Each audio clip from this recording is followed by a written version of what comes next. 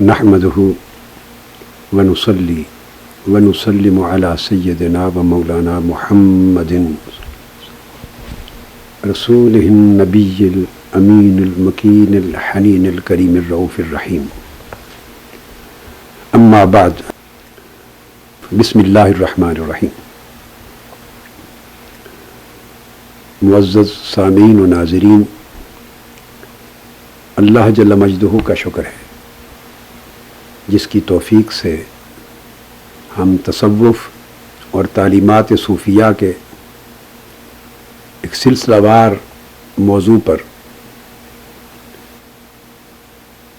اور بڑے ایمان افروز سبجیکٹ پر گفتگو کر رہے ہیں، اور پچھلی چند نشستوں سے ہم تصوف کی حقیقت و ماہیت اور اس کی اصل اور اس کی اساس، اس کی فاؤنڈیشن، اس کے اوریجن،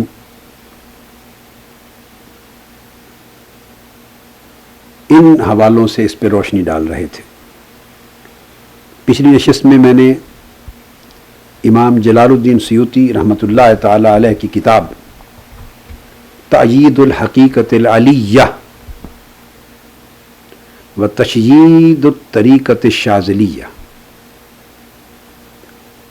امام جلال الدین سیوطی کی اس کتاب کے ریفرنس سے میں نے بہت سارے ائمہ علم اور ائمہ حدیث کے اقوال، ان کی تحقیقات اور ان کی تصریحات تصوف کی تائید میں، تصوف کے اثبات میں اور اس کی حقیقت و ماہیت کے بیان میں کوٹ کی.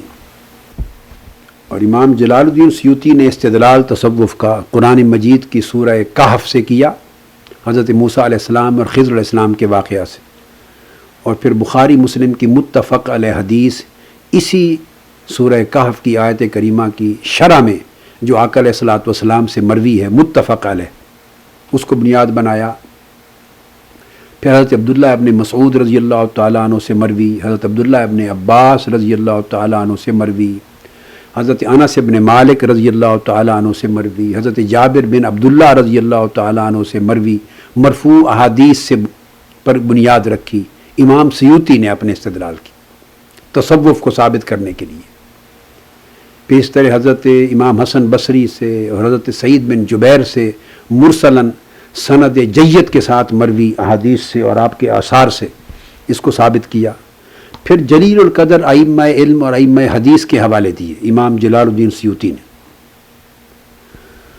گفتگو ختم میں نے اس ریفرنس پہ کی تھی جسے امام سیوطی نے بیان کیا، جو صاحب مقدمہ ابن صلاح ہیں، الامام الحافظ تقی الدین بن الصلاح، جن کی اصول حدیث میں ٹیکسٹ بک ہے المقدمہ اور علوم القرآن، اس کے جو مصنف، انہوں نے اپنی سند بیان کی خرقہ تصوف پہننے کی. انہوں نے فرمایا کہ میں نے اپنے شیخ سے خرقہ تصوف پہنا، اور پھر اپنی سند کو بیان کرتے ہوئے ان کے شیخ ابو الحسن المؤید بن محمد الطوسی سے لے کر جو حضرت معروف کرخی اور داؤد طائی سے حبیب عجمی سے ہوتی ہوئی حضرت امام حسن بصری رضی اللہ تعالیٰ عنہ تک جاتی ہے، اس کو انہوں نے بیان کیا. تو سمجھانا مقصود یہ تھا کہ اسی طرح پھر امام عبد الغافر الفارسی جو راوی صحیح مسلم کے اور اطراف و اکناف عالم میں صحیح مسلم کی روایت جن جلیل القدر ائمہ حدیث تک پہنچی ہے، وہ آپ سمجھ لیں 90% حضرت امام عبد الغافر الفارسی کے طریق سے پہنچی. پھر انہوں نے بیان کی یہ پوری سند تصوف کی، امام ابو القاسم القشیری سے لے کے حضرت داؤد طائی تک، اور پھر جلیل القدر تابعین تک. اسی طرح تصوف میں اپنی سند اور خرقہ تصوف پہننے کی سند امام ذہبی نے بیان کی ہے حضرت شیخ شہاب الدین سہروردی رحمۃ اللہ علیہ تک، اور پھر ان سے آگے. عرض کرنے کا مقصد میرا یہ تھا کہ امام سیوطی رحمۃ اللہ علیہ یہ سارے استدلال کوٹ کر رہے ہیں، اور جلیل القدر ائمہ حدیث تصوف میں اپنی سندیں پیش کر رہے ہیں، اور اصول الحدیث کے امام تصوف میں اپنی خرقہ تصوف کی اپنی سند پیش کر رہے ہیں. اگر تصوف بدعت ہوتا یا دین اسلام اور علوم شریعت سے ہٹ کر کوئی نیا علم، کوئی نیا مذہب، کوئی نیا فکر، کوئی نیا نظام، کوئی نیا فلسفہ ہوتا، معاذ اللہ بدعت ہوتا، خارج تعلیمات دین ہوتا، دین کے متوازی کوئی شے ہوتا، یا معاذ اللہ انہیں ایسا تصور کر لیا جائے، تو پھر یہ سارے ائمہ علم اور ائمہ حدیث جن کے ذریعے علم حدیث ہم تک پہنچا ہے، بخاری اور مسلم کی سند ہم تک پہنچی ہے، خود صحیح بخاری کی سند جس میں امام ہروی راوی ہیں صحیح بخاری کے، اور امام عبد الاول السجزی جو راوی ہیں صحیح بخاری کے پورے شرق تا غرب اطراف و اکناف عالم میں، جن کے ذریعے صحیح بخاری کی سند آگے پہنچی ہے، وہ خود مرید صاحب خلافت اور صاحب اجازت ہیں، صاحب منازل السائرین سے، شیخ الاسلام امام ہروی رحمۃ اللہ تعالی علیہ سے. یہ سارے ائمہ صاحبان اجازت تھے، صاحبان طریقہ تھے، صاحبان تصوف تھے، صاحبان خرقہ تھے، اور انہوں نے اپنی اسانید بیان کی ہیں اور ائمہ علم حدیث نے بیان کی ہیں. یہ جیسا کہ میں نے آپ کو 2 نشستیں قبل دکھایا تھا کہ امام ابن حجر عسقلانی جن کے بغیر صحیح بخاری کا مطالعہ نہیں چلتا، انہوں نے اپنی 100 سندیں بیان کی ہیں امہات کتب تصوف تک، جلیل القدر ائمہ تصوف تک، جس میں امام محاسبی ہیں، امام ابو طالب المکی ہیں، امام سلمی ہیں صاحب طبقات سلمی، امام ابو طالب المکی صاحب قوت القلوب، امام ابو القاسم القشیری صاحب رسالہ القشیریہ، امام شہاب الدین سہروردی صاحب عوارف المعارف. الغرض ان جمیع امہات کتب سمیت کتاب اللمع شیخ ابو نصر سراج الطوسی، یہ کل امہات کتب ہیں. امام ابو اسماعیل شیخ الاسلام ابو اسماعیل الہروی عبداللہ الہروی جو منازل السائرین کے مصنف ہیں، ان تمام کتب تک اور ائمہ تصوف تک حافظ ابن حجر عسقلانی نے بشمول ان کے اور دیگر کتب تصوف تک 100 سندیں اپنی کتب تصوف تک بیان کی ہیں اپنے سبت میں، تجرید الاسانید میں، جن کو میں نے اپنی کتاب میں المنتقی لاسانید العسقلانی میں جمع کیا ہے. اگر تصوف کو اور امہات کتب تصوف کو، ائمہ تصوف کو معاذ اللہ بدعت اور اصحاب بدعت تصور کر لیا جائے تو یہ کل ائمہ علم حدیث معاذ اللہ بدعتی بن جاتے، ان میں کوئی اہل سنت نہیں بچتا، سب اہل بدعت ہو جاتے ہیں. استغفر اللہ العظیم. تو کیا ساری دنیا اہل سنت کہلائیں، حنفی کہلائیں، شافعی کہلائیں، مالکی کہلائیں، حنبلی کہلائیں، سلفی کہلائیں، اہل الحدیث کہلائیں، جو چاہیں کہلا لیں؟ کیا کل دنیا جو علم حدیث جن کتب سے، جن شروع سے، جن حواشی سے، جن اصول حدیث کے متون سے پڑھ رہی ہے، کیا یہ سارے جن کو پڑھ رہے ہیں، جن کے ذریعے علم سیکھ رہے ہیں، اصول حدیث سیکھ رہے ہیں، اسماء الرجال کا فن سیکھ رہے ہیں، اور جن کے ذریعے اب شرح بخاری مسلم کو پڑھ رہے ہیں، جن کے ذریعے بخاری مسلم کی روایتیں آپ تک اور ہم تک پہنچی ہیں، یہ کیا سارے کے سارے اہل بدعت کے ذریعے آپ علم پڑھتے پھرتے ہیں؟ پورا کا پورا ذخیرہ علم حدیث برباد ہو جاتا ہے، غیر معتبر ہو جاتا ہے، غیر معتمد ہو جاتا ہے. ذخیرہ علم دین غیر معتمد ہو جاتا ہے، چونکہ یہ سب ائمہ ہیں جن کا تصوف پر نہ صرف عقیدہ تھا، متصوف تھے، اصحاب اسانید تصوف تھے، اصحاب خرقات تصوف تھے. اور میں براہ راست ان کی کتب کو کوٹ کر کے آپ کو بتا رہا ہوں. پھر اس کے بعد امام جلال الدین سیوطی نے آگے امام شافعی کو کوٹ کیا ہے. آگے امام شافعی کی بات آئے گی. امام شافعی صوفیاء کی صحبت میں بیٹھ کر ان سے استفادہ کرنے والے، جس کو علامہ ابن تیمیہ نے اور ان کے شاگرد جلیل علامہ ابن القیم نے بیان کیا ہے مدارج السالکین میں. اور دیگر عظیم کتب میں درج ہے. امام شافعی کا جو ترجمہ اسماء و رجال کی کتب میں اٹھا لیں آپ کو ملے گا. وہ فرماتے ہیں صحبت الصوفیہ، میں نے صوفیاء کی صحبت اختیار کی، اور بعض کتب میں 10 سال تک صوفیاء کی صحبت اختیار کی، اور میں نے ان سے یہ کچھ سیکھا. امام احمد بن حنبل صوفیاء کی مجالس میں ان کی صحبت میں بیٹھ کے استفادہ کرتے رہے. امام احمد بن حنبل عمر بھر حضرت بشر حافی سمیت اور حضرت شیبان رائی، ان مشائخ، اور ابو حمزہ البغدادی جلیل القدر صوفیاء بغداد کی مجالس میں بیٹھ کر استفادہ کرتے رہے. امام شافعی حضرت شیبان رائی، ابو حمزہ البغدادی، ان کی صحبتوں سے استفادہ کرتے رہے. اب یہ جو پوری دنیا شوافے ہے، اگر تصوف کو بدعت کر لیا جائے تو جن سے امام شافعی نے استفادہ کیا وہ بدعتیوں سے دین سیکھتے رہے. امام احمد بن حنبل بدعتیوں کی مجالس میں جا کے سیکھتے رہے. ایک طرف لوگوں کو بدعت کی پرہیز سکھانا، ایک طرف معاذ اللہ اہل بدعت کے پاس جا کے بیٹھ کے استفادہ کرنا. یہ بات کچھ سمجھ میں آتی؟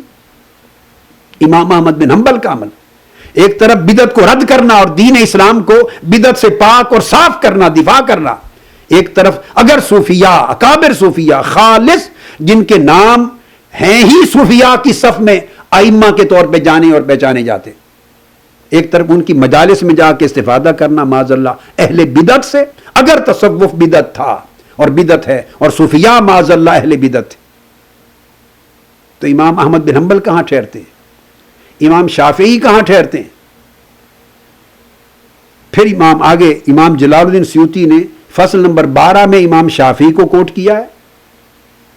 پھر فصل نمبر 13 میں آگے کوٹ کر رہے ہیں مزید ائمہ تصوف کو. شیخ امام تاج الدین سبکی رحمۃ اللہ تعالی علیہ، صاحب طبقات الشافعیۃ الکبریٰ، عظیم کتاب ہے شافعیہ کے ائمہ کی، طبقات الشافعیۃ الکبریٰ، جس کے مصنف ائمہ شوافع کے سارے احوال سند کے ساتھ انہی سے ملتے ہیں. تو امام تاج الدین سبکی رحمۃ اللہ تعالی علیہ پھر وہ صوفیاء کی تعریف کرتے ہیں اپنی کتاب معید النعم و مبید النقم، یہ ان کی کتاب ہے.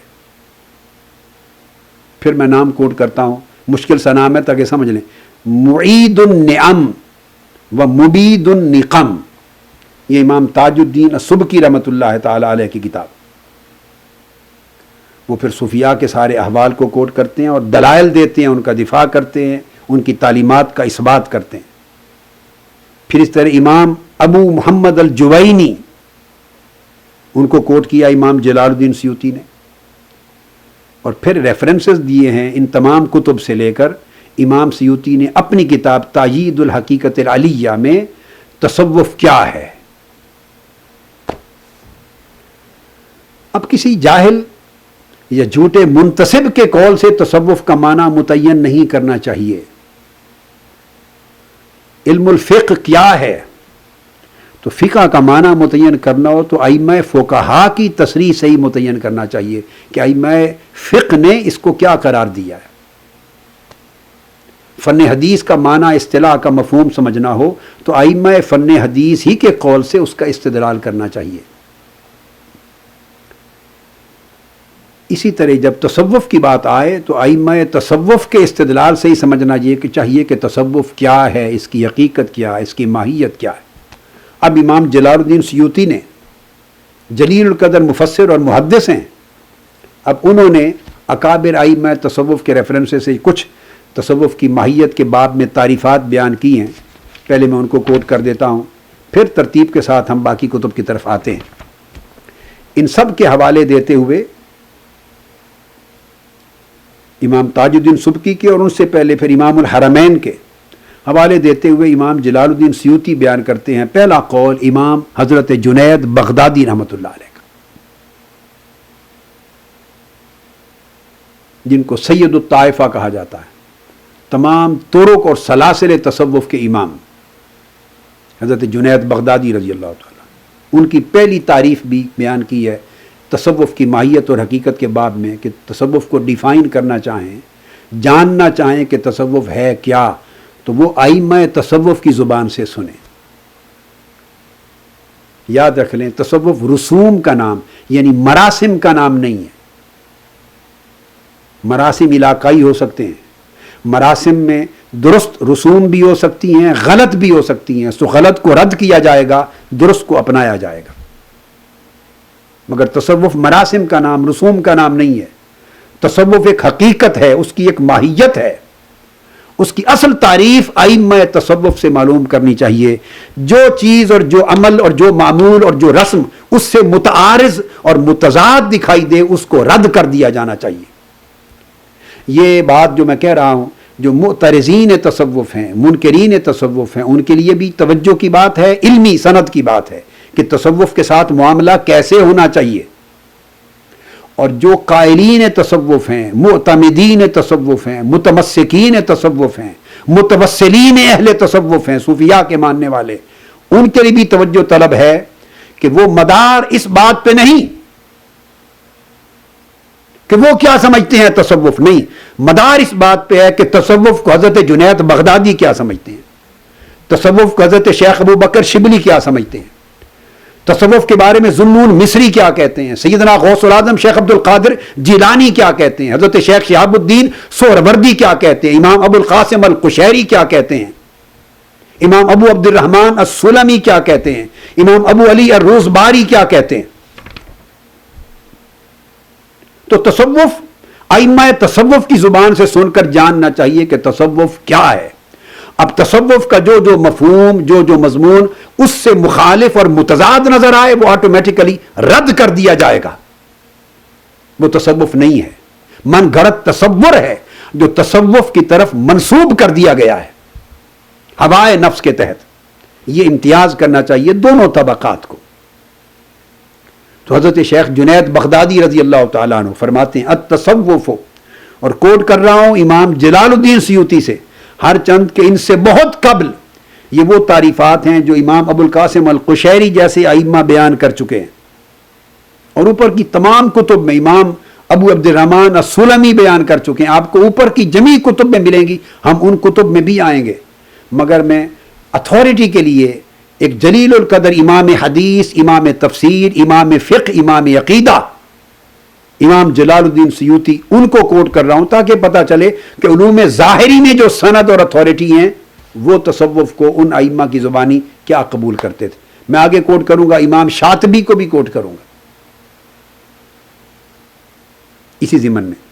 تو حضرت جنید بغدادی رضی اللہ تعالیٰ نے فرمایا التصوف استعمال کل خلق سنی و ترک کل خلق دنی۔ فرماتے ہیں حضرت شیخ جنید بغدادی رضی اللہ تعالیٰ عنہ کہ تصوف نام ہے، اور یہ جنید بغدادی کی وفات 297 ہجری میں ہو گئی، آپ اندازہ فرمائیں۔ فرماتے ہیں کہ تصوف ہر اعلیٰ خلق جو سنت نبوی صلی اللہ علیہ وآلہ وسلم سے، قرآن و حدیث سے اور سیرت محمدی صلی اللہ علیہ وسلم سے ثابت ہے، ہر اعلیٰ خلق کو ظاہراً و باطناً اپنانے، و ترک کل خلق دنی، اور ہر گھٹیا اخلاق کو ترک کر دینا، اس کا نام تصوف ہے۔ یعنی اخلاق محمدی صلی اللہ علیہ وآلہ وسلم جس کے ظاہر و باطن میں رچ بس جائے، جس کی زندگی کا ظاہر اور جس کا قلب و باطن بھی اخلاق کے محمدی کے رنگ میں رنگا جائے، اور ہر قسم کا باطل مذموم خلق جس سے وہ بشخص پاک ہو جائے، وہ خلق دور ہو جائے، ایسا شخص صوفی کہلاتا ہے۔ اور یہ عمل ہر قسم کے خلق سنی، اعلیٰ عمدہ خلق کو سنت محمدی کے مطابق اپنا لینے کا نام تصوف ہے۔ حضرت شیخ ابو بکر شبلی رضی اللہ تعالیٰ عنہ اب وہ بیان کرتے التصوف ضبط حواسک و مراعات انفاسک، تصوف اپنے حواس کو ضبط کر کے رکھنے کا نام، ضبط کر کے رکھنے اور اپنے سانسوں کی نگرانی کرنے کا نام تصوف ہے۔ حواس کا ضبط کرنا کیا ہے؟ کیونکہ حواس کے آلے 5 ہیں، 5 اعلیٰ ہائے حواس ہیں۔ حواس بھی 5 ہیں، سمع سننا، بصر، شامہ ذائقہ، لامسہ۔ سننا دیکھنا، سونگھنا، چکھنا، چھونا۔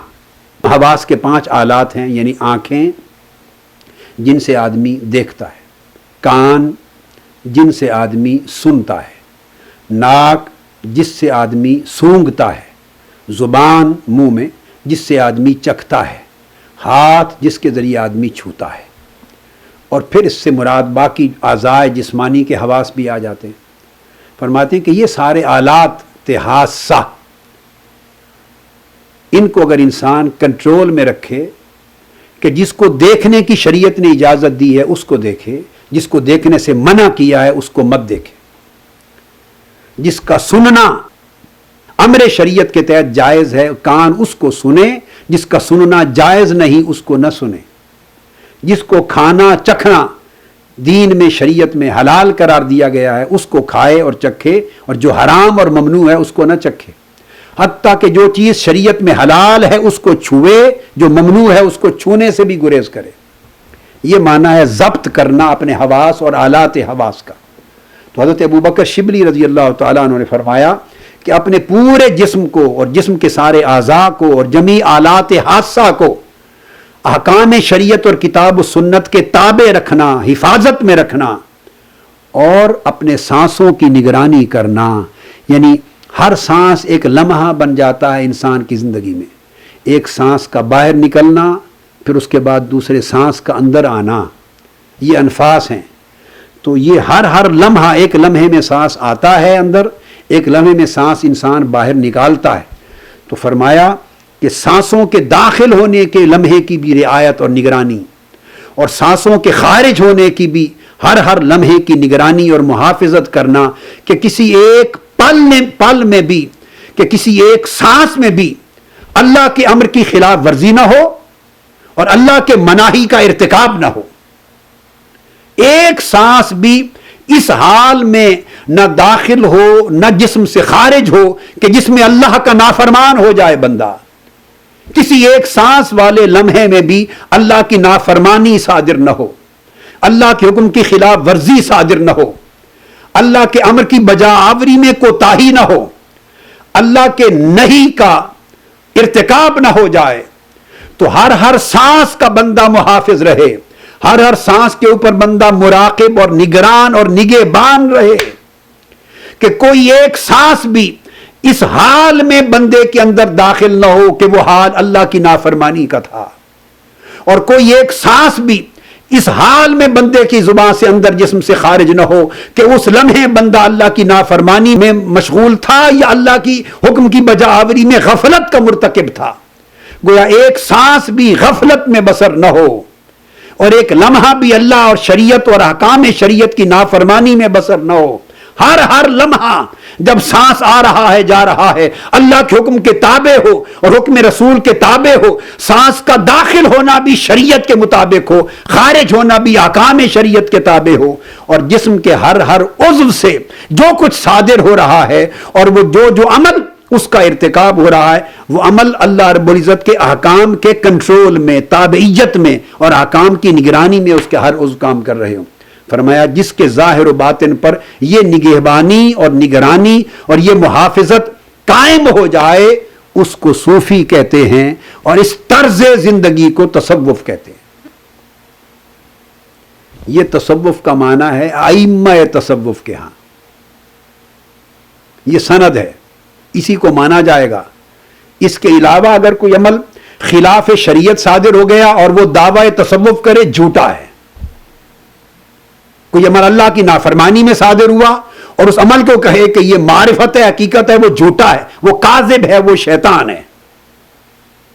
اس کا عقیدہ کتاب و سنت کے خلاف ہوا، شریعت کے خلاف ہوا، اور دعویٰ کرے تصوف کا، وہ جھوٹا ہے۔ حتیٰ کہ ائمہ ولایت نے کہا، حضرت شیخ بایزید بستامی رحمۃ اللہ علیہ اور دیگر اکابر ائمہ نے، کہ کوئی شخص اگر خرق عادت تک کبھی حامل ہو، ریاضات اور مجاہدات کر کے اتنا تزکیہ کر چکا ہو اور اتنی طاقت روحانی حاصل کر چکا ہو کہ ہوا میں تمہیں اڑتا دکھائی دے یا سمندر دریاؤں کے اوپر پانی کے اوپر چلتا دکھائی دے، ظاہراً اتنا صاحب خرق عادت ہو، مگر اس کا عمل اور اس کا حال شریعت کے خلاف ہو، تو فرمایا اس کو رد کر دیں، کسی شخص کی خرق عادت بھی خلاف شریعت قبول نہیں کیا جائے گا. کہ تصوف یہ ہے الاستقامت فوق الکرامہ، دین محمدی پر، شریعت محمدی پر ظاہر اور باطن میں استقامت کے ساتھ قائم رہنا، یہ خرق عادت اور کرامت سے زیادہ افضل اور ارفع ہے. کرامت سے بھی افضل استقامت ہے شریعت پر. یہ تصوف. پھر اس طرح امام ابو علی احمد بن محمد الروزباری وہ فرماتے ہیں الصوفی من لبس صوف علی الصفا، صوفی وہ شخص ہے، صاحب تصوف وہ شخص ہے جو صوفیاء کے طریق پر لباس پہنے. وَأَذَاقَ الْهَوَىٰ طَعْمَ الْجَفَا، اور اپنی ہوائے نفس کو جفا کا یعنی اس کی پسند کے خلاف ذائقہ چکھائے. نفس جو مانگے خلاف شریعت، خلاف سنت، خلاف حکم الہی، ہوائے نفس جو طلب کرے تو جو کچھ اس کو مہیا کرے اس کی مرضی کے مطابق مہیا نہ کرے بلکہ اس کی مرضی کے خلاف مہیا کرے، اور اللہ رسول کے حکم کی مطابقت میں جو جائز ہے وہ مہیا کرے. نفس کا اس طرح علاج کرے. وَلَازِمَ طریق المصطفیٰ، اور ظاہر و باطن میں مصطفیٰ کے طریق کو اپنے اوپر لازم کر لے. فرمایا اس طریق سے جو شخص ہوائے نفس کو کنٹرول کرے، صوفیاء کی روش زندگی اپنائے اور طریق مصطفیٰ کو زندگی کا شعار بنا لے، سنت مصطفیٰ کو، شریعت مصطفیٰ کو، فرمایا وہ صوفی ہے اور یہ شیوہ زندگی تصوف ہے. اسی طرح امام ابو علی احمد بن محمد الروزباری رحمۃ اللہ تعالی علیہ وہ پھر بیان کرتے ہیں، جس کو امام سیوطی نے آگے پھر روایت کیا. آپ نے فرمایا الصوفی من لازم الصفا مع الحق والخلق الحسن مع الخلق. فرماتے ہیں کہ صوفی اس شخص کو کہتے ہیں جس کا تعلق اللہ کے ساتھ صفائے قلب پر قائم ہو، جس کا تعلق اللہ کے ساتھ صدق پر اور صفا پر قائم ہو، نہ کسی طلب پر، نہ کسی حرص پر، نہ کسی لالچ پر، نہ دنیاوی اغراض پر قائم نہ ہو. اللہ کے ساتھ تعلق ہو تو خالص اس کی رضا کے لیے، اس کی بندگی کے لیے، اس کی اطاعت کے لیے، اس کی قربت کے لیے، اس کے رضوان کے حصول کے لیے، اس کی وادی قرب میں جانے کے لیے، اللہ کو راضی کرنے کے لیے، حق بندگی ادا کرنے کے لیے، محض اس کے حکم کی تعمیل کے لیے. تو فرمایا جس کا تعلق اللہ کے ساتھ اس طرح کا ہو اور پھر اس تعلق میں کوئی کدورت نہ ہو، دل کدورت کسی کے ساتھ نہ رکھے. والخلق الحسن مع الخلق، اللہ کے ساتھ تعلق صفا پر قائم ہو اور اللہ کی مخلوق کے ساتھ تعلق خلق حسن پر قائم ہو. مخلوق سے تعلق کرے تو اخلاق حسنہ کے ساتھ تعلق کرے، اور اخلاق حسنہ مخلوق کے ساتھ، وہ خلق خواہ وہ انسان ہیں، خواہ وہ حیوان ہیں، خواہ وہ مومن و مسلم ہیں، خواہ وہ فاسق اور کافر ہیں، خواہ وہ آپ کا دشمن ہے، خواہ وہ آپ کا دوست ہے، آپ کے والدین ہیں، آپ کے بھائی بہن ہیں، آپ کی بیوی بچے ہیں، آپ کے اعزاء اقارب ہیں، آپ کے پڑوسی ہیں، آپ کے ذوی الارحام ہیں، غریب ہیں، امیر ہیں، طاقتور ہیں، کمزور ہیں، سوسائٹی ہے.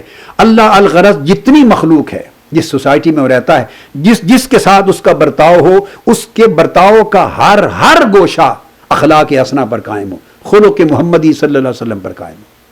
تو مخلوق سے تعلق اخلاق حسنہ پر ہو اور اللہ سے تعلق صفائے قلب پر ہو. فرماتے ہیں جس شخص کو خالق اور مخلوق سے یہ جو تعلق ہے ان دو بنیادوں پر استوار ہو جائے وہ صوفی ہے، اور ان دو بنیادوں پر یعنی صفائے قلب کی بنیاد پر اللہ سے تعلق اور حسن خلق کی بنیاد پر مخلوق سے تعلق استوار کرنے کا نام تصوف ہے. یہ بیان کر کے پھر امام جلال الدین سیوطی رحمۃ اللہ علیہ وہ پھر امام ابو القاسم جنید بغدادی رضی اللہ تعالیٰ عنہ کا اس قول کو کوٹ کرتے ہیں، اور یہ امام ابو القاسم القشیری نے رسالہ القشیریہ میں کوٹ کیا، جسے ہم بعد میں انشاءاللہ پڑھیں گے. وہ فرماتے ہیں کہ امام جنید بغدادی رضی اللہ تعالیٰ عنہ نے فرمایا طریقنا ھذا، ہمارا یہ طریق تصوف، جو طریق تصوف ہے، ھذا مضبوط بالکتاب والسنہ، یہ مضبوط کر دیا گیا ہے، باندھ دیا گیا ہے کتاب و سنت شریعت کے ساتھ. ہمارا یہ طریق تصوف جکر دیا گیا ہے، باندھ دیا گیا ہے، اس کو محفوظ و معمون کر دیا گیا ہے کتاب و سنت و شریعت محمدی کے ساتھ صلی اللہ علیہ وسلم. اور فرماتے ہیں الطریق مسدود علی خلق اللہ الا علی المقتفین آثار رسول اللہ صلی اللہ علیہ وآلہ وسلم. فرمایا کہ ہمارا یہ طریق تصوف اللہ کی مخلوق پر رسول اللہ صلی اللہ علیہ وسلم کی سنت کی مخالفت کی صورت میں ٹوٹلی بند کر دیا گیا ہے. جو آثار رسول یعنی سیرت نبوی، سنت نبوی، اسوہ محمدی صلی اللہ علیہ وسلم کی پیروی نہیں کرے گا، اسوہ محمدی کی مخالفت کرے گا، شریعت محمدی کی مخالفت کرے گا اور طریق مصطفیٰ پر ظاہراً و باطناً عمل پیرا نہیں ہوگا، اس پر ہمارا یہ طریق تصوف مکمل طور پہ دروازہ بند کر دیا گیا ہے. اس کے لیے کوئی راستہ ہی نہیں کہ وہ تصوف کا سالک ہو سکے یا اس کو سلوک اللہ قائم ہو سکے، اسے اللہ کی معرفت نصیب ہو سکے اور وہ اپنے آپ کو صوفی کہلانے کا حقدار بن سکے. مسدود کر دیا گیا ہے ساری مخلوق پر، ہر اس شخص پر اگر وہ سنت نبوی اور سیرت محمدی کی مخالفت کرے گا اور شریعت محمدی کا مخالف ہوگا، علم میں مخالف ہوگا تب بھی مسدود ہے تصوف کا طریق، عمل میں مخالف ہوگا تب بھی اس پر تصوف مسدود ہے، دروازہ بند ہے، عقیدہ میں شریعت کے مخالف ہوگا تب بھی اس کے اوپر تصوف کا باب بند ہے، اپنے معمولات میں مخالف ہوگا تب بھی بند ہے، تعلیمات میں مخالف ہوگا شریعت محمدی صلی اللہ علیہ وسلم کا تب بھی اس پر تصوف کا دروازہ بند ہے. کوئی اور دروازہ اس پر 100 بار کھلتا رہے، اور جس پر تصوف اور شریعت کا دروازہ بند ہے باقی دروازہ جو کھولے گا وہ شیطانی دروازہ ہوگا. یہ کہہ کر پھر امام جلال الدین سیوطی رحمۃ اللہ علیہ فرماتے ہیں وقال الاستاذ ابو القاسم القشیری، امام ابو القاسم القشیری فرماتے ہیں اس وجہ سے کہ چونکہ یہ حقیقت اور ماہیت ہے تصوف کی اور تصوف اس کے سوا اور کچھ نہیں، پھر اس میں مراتب ہیں، اس میں درجات ہیں جن پر گفتگو آگے انشاءاللہ اگلی نشستوں میں آتی رہے گی، مگر اصلاً تصوف اس ماہیت پر، اس حقیقت پر، اس اساس اور بنیاد پر قائم ہے. یہ روح تصوف ہے. فرمایا چونکہ تصوف یہ ہے، اس وجہ سے امام ابو القاسم القشیری نے فرمایا جعل اللہ هذه الطائفہ صفوۃ اولیائہ وفضلهم على الکافۃ من عبادہ بعد رسلہ وانبیائہ ثم جعل قلوبهم معادن اسرارہ واختصهم من بین الامۃ بتوالع انوارہ فهم الغیاث للخلق والدائرون فی عموم اعمالہم مع الحق. یہ امام القشیری کا قول امام جلال الدین سیوطی نے اتھارٹیٹیولی کوٹ کیا ہے. فرمایا اس وجہ سے کیونکہ تصوف کی ساری حقیقت و ماہیت ظاہر اور باطن میں اسوہ مصطفیٰ کی پیروی ہے اور سیرت محمدی کے کمالات اور فضائل کو اپنے ظاہر و باطن میں جاگوزی کرنا ہے. اس وجہ سے فرماتے ہیں کہ اللہ رب العزت نے اس طبقہ صوفیاء کو اپنے اولیاء کا چنیدہ اور برگزیدہ طبقہ بنا دیا. جو اللہ رب العزت کے اولیاء تھے، اللہ رب العزت کے دوست تھے، ان میں سے صوفیاء کو چنیدہ و برگزیدہ بنا دیا اور ان صوفیاء کو اس ظاہر اور باطن میں اتباع اسوہ محمدی اور اتباع شریعت محمدی صلی اللہ علیہ وسلم کے فیض سے انبیاء اور رسولوں کے بعد حضور علیہ السلام کی امت میں سب سے اعلیٰ افضل طبقہ بنا دیا.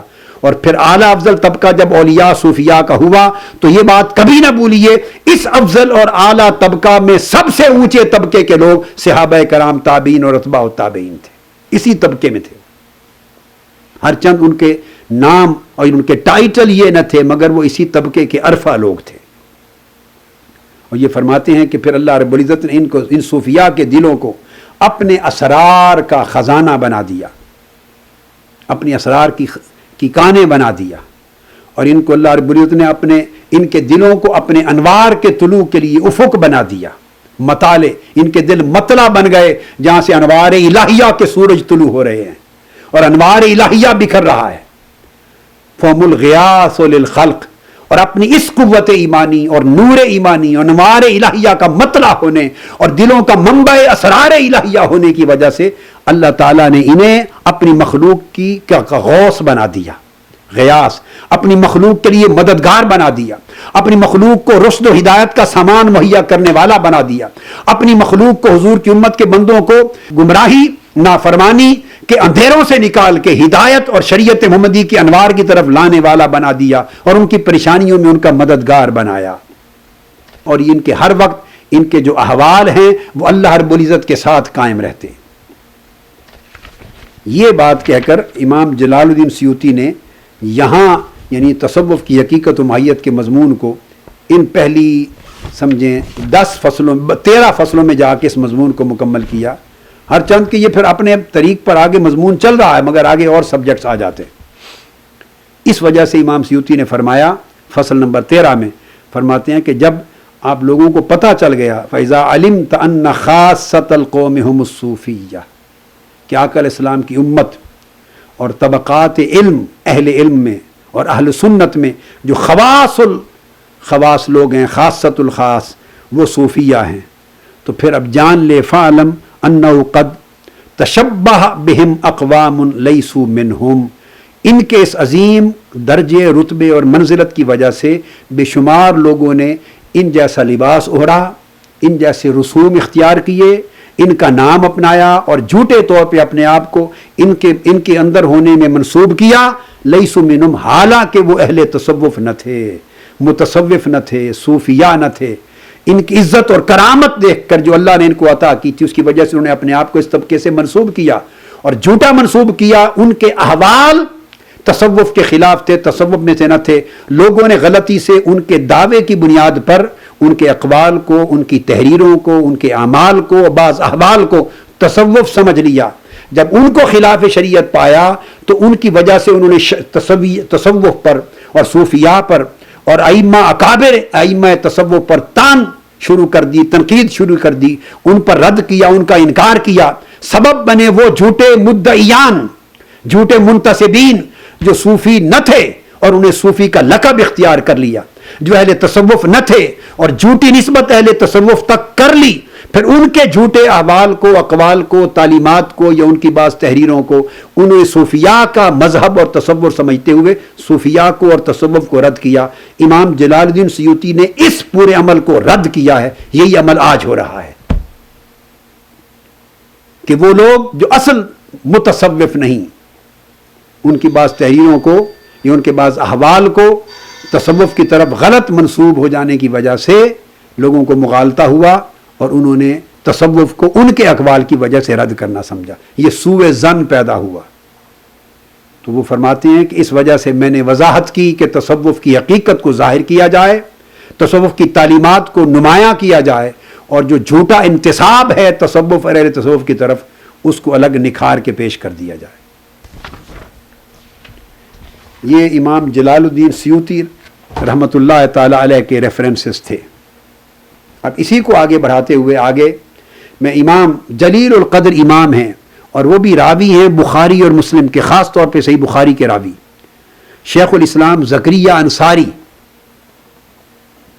آپ صحیح بخاری تک امام ابن حجر عسقلانی کے طریق سے امام جلال الدین سیوطی کے طریق سے امام نووی کے طریق سے مختلف ائمہ اور محدثین کے جس طریق سے چاہیں شاہ ولی اللہ محدث دہلوی کی طریق سے اوپر جو اسانید جاتی ہیں شاہ عبدالعزیز محدث دہلوی کی طریق سے جاتی ہیں شیخ عبدالحق محدث دہلوی کی طریق سے جاتی ہیں پھر حافظ ابن حجر عسقلانی کے طریق سے جاتی ہیں. ان تمام اسانید جو صحیح بخاری تک متصلاً پہنچتی ہیں آپ کو آپ سمجھ لیں 75 یا 80% اسانید ائمہ حدیث میں شیخ الاسلام زکریا انصاری کا نام ملے گا اور یہ خود شارح بخاری بھی ہیں اتھارٹی ہیں علم الحدیث پر اتھارٹی ہیں. اب وہ بیان کرتے ہیں تصوف کی تعریف میں الرسالہ قشیریہ کے حاشیہ لکھتے ہوئے فرماتے ہیں التصوف علم تعرف به احوال تزکیۃ النفوس. اب ذرا اور وضاحت اور صراحت کے ساتھ لکھتے ہیں وتصفیۃ الاخلاق وتعمیر الباطن تعمیر الظاہر والباطن. فرماتے ہیں تصوف وہ علم ہے تعرف به احوال تزکیۃ النفوس جس کے ذریعے تزکیہ نفوس کے احوال کا علم حاصل ہوتا ہے.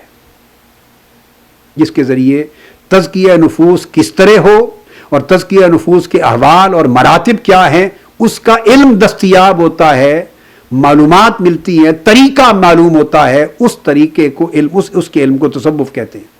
وتصفیۃ الاخلاق اور یہ علم ہے تعرف بہی تصفیۃ الاخلاق، اور اخلاق کا تصفیہ کیسے ہو، ظاہر و باطن میں اخلاق کے محمدی کا حسن کس طرح جاگزیں ہو، اس کی خبر جس علم سے ملتی ہے اس کا نام تصوف ہے۔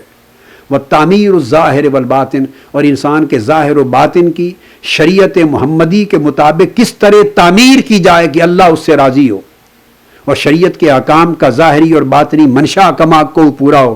فرمایا تو جن طرق کا علم یہ سارے احوال بتاتا ہے اس کا نام تصوف ہے۔ اب اسی کو شیخ اور الامام احمد الزروق وہ بیان کرتے ہیں قواعد التصوف میں۔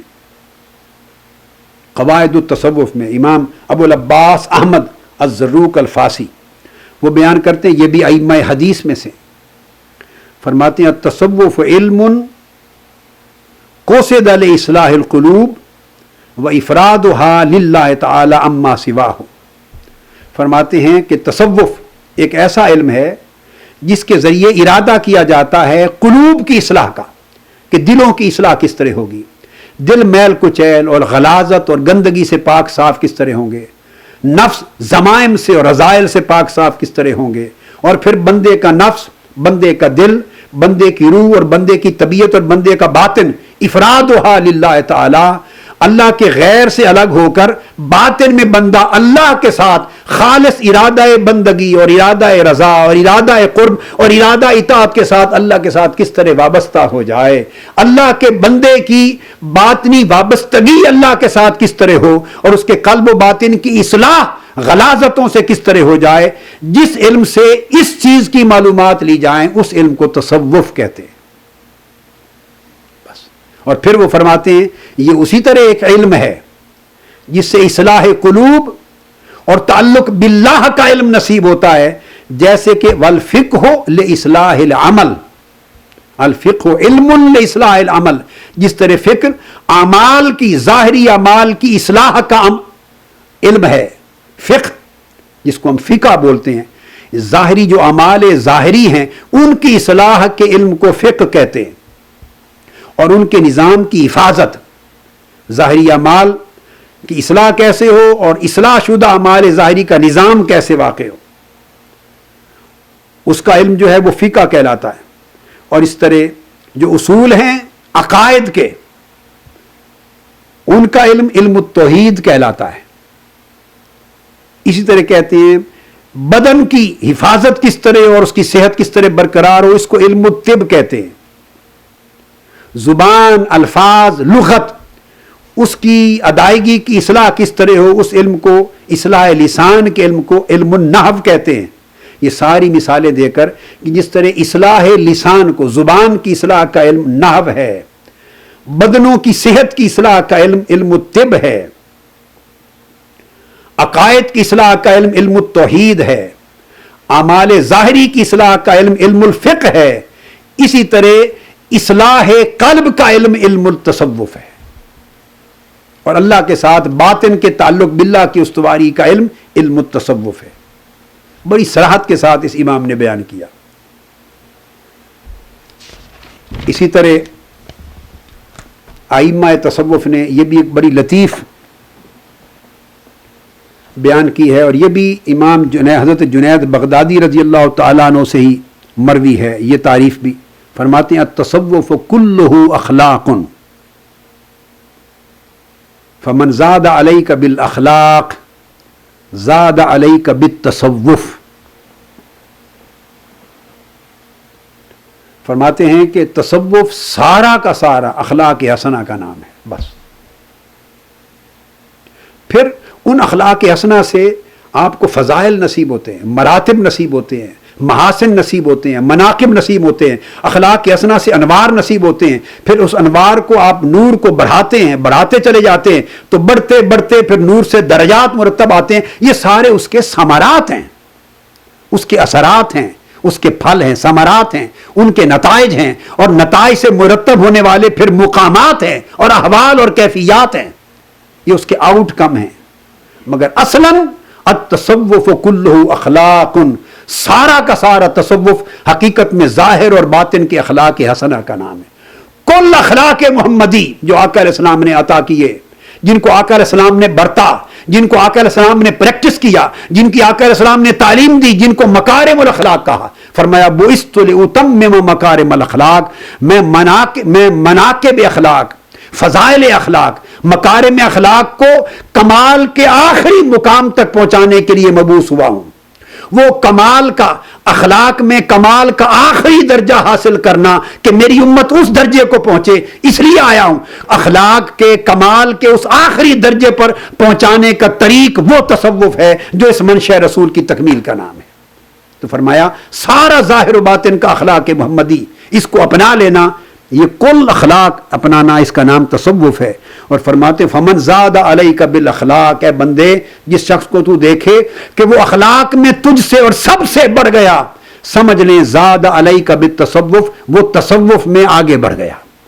جو اخلاق میں بڑھ گیا وہی تصوف میں بڑھ گیا. جس کا خلق سب سے اعلیٰ ہو گیا وہ درجے میں سب سے اعلیٰ صوفی ہو گیا. جس کے اخلاق حسنہ سب سے زیادہ مرتبہ کمال پر فائز ہو گئے وہ تصوف میں سب سے اونچے مقام و منزل احسان پر فائز ہو گیا. پھر امام ابو الحسن شاذلی رضی اللہ تعالیٰ عنہ صاحب حزب البحر، ان کا قول ہے جس کو امام حامد نے آگے روایت کیا، نور التحقیق میں فرماتے ہیں تصوف کیا ہے؟ التصوف تدریب النفس علی العبودیہ، بندے کے نفس کو، بندے کی طبیعت کو، بندے کے رجحانات اور میلانات کو، بندے کے نفس کو، الغرض اس کے ظاہر اور باطن کو اللہ کی بندگی کی تربیت دینا، کہ بندے کا نفس اللہ کی بندگی کی تربیت پا جائے. اور جب کوئی تربیت پا لیتا ہے تو وہ چاہے بھی تو مخالفت نہیں کر سکتا. جس طرح آپ کتے کو تربیت دیتے ہیں، کتے کو، اس کو قلب معلم کہا جاتا ہے. شکاری کتے تربیت یافتہ کتے ہوتے ہیں. ایک عام کتے کو بھیجیں جس نے شکار کی تربیت نہیں پائی، وہ جا کے شکار کو، ہرن کو یا کسی کو کھا لے اور کاٹ لے تو اس کا کاٹا ہوا کھایا ہوا حلال نہیں ہوگا. اگر تربیت یافتہ قلب معلم کو بھیجے، وہ شکار پہ جا کے کاٹے تو اس کا حلال ہے، کیوں؟ وہ تربیت یافتہ ہے، وہ اس کو کھاتا نہیں، مارتا نہیں اینڈ تک. تو تربیت یافتہ کتے کا حکم بدل جاتا ہے غیر تربیت یافتہ کتے سے. یہ احکام شرع میں، احکام فقہ میں مسلمہ اصول ہے، کسی مسلک میں اس پر اختلاف نہیں کہ تربیت یافتہ کتے کے عمل کا حکم اور ہے شکار کے باب میں، غیر تربیت یافتہ کتے کا شکار کے باب میں حکم اور ہے. اسی طرح جیسے اصحاب صحف کے کتے کا حکم اور ہے اور عام کتے کا حکم اور. جب اصحاب صحف نے کتے کو پتھر مارے، امام قرطبی نے اپنی تفسیر الجامع لأحکام القرآن میں درج کیا کہ بھاگ جا، چونکہ یہ غار پر بیٹھے گا، ہم چھپیں گے، یہ بھونکے گا اور بھونکنے سے ہمارے دشمنوں کو معلوم ہو جائے گا کہ ہم کہاں چھپے ہیں، ہمیں گرفتار کر لیں گے. پتھر مارے تو کتے نے اللہ سے آواز مانگی، مولا مجھے توفیق دے کہ میں کلام کروں. تو کلام کی اللہ نے اس کو ہمت دی، توفیق دی، وہ کھڑا ہو گیا 2 پاؤں پر اور کھڑے ہو کے کہا مجھے پتھر کیوں مارتے ہو؟ اصحاب صحف نے کہا اس لیے کہ تو کتا ہے، تو بھونکے گا. اس نے کہا نہیں، میں تربیت یافتہ کتا ضرور ہوں مگر بھونکنے والا نہیں.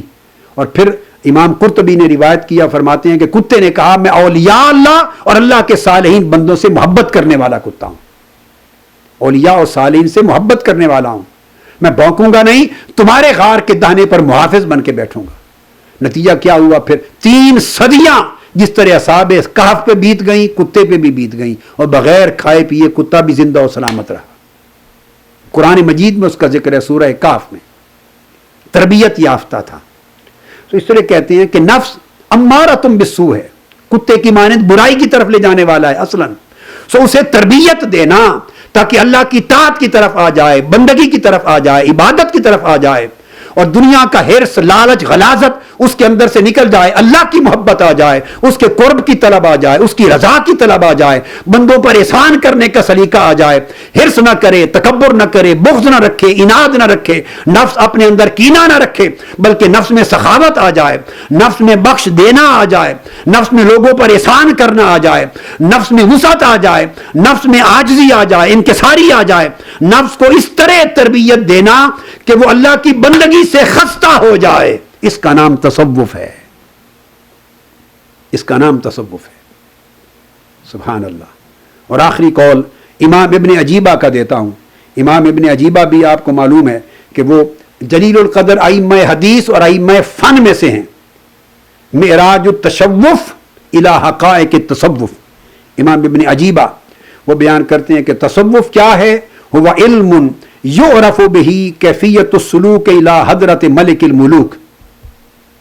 तसव्वुफ वो इल्म है जिसके जरिए बंदे को खबर मिलती है कि सफर करने वाला जो सालिक है उसकी खबर मिलती है कि जो सफर करना चाहता है मलिकुल मुलूक बादशाहों के बादशाह की बारगाह, यानी अल्लाह की बारगाह की तरफ जो सफर करना चाहता है, उस सफर के आदाब बताने वाले इल्म को तसव्वुफ कहते हैं। तरह तरह के मुसाफिर होते हैं ना, कोई अमेरिका जाता है, अमेरिका का मुसाफिर है, कोई कनाडा का मुसाफिर है, कोई इंग्लैंड का मुसाफिर है, कोई जापान का मुसाफिर है, कोई ऑस्ट्रेलिया का है, कोई अफ्रीका का, तरह तरह के हर तरफ मुसाफिर हैं। कुछ मुसाफिर इल्लाह हैं जो हजरत इलाहिया की तरफ सफर करना चाहते हैं, सालिकीन हैं।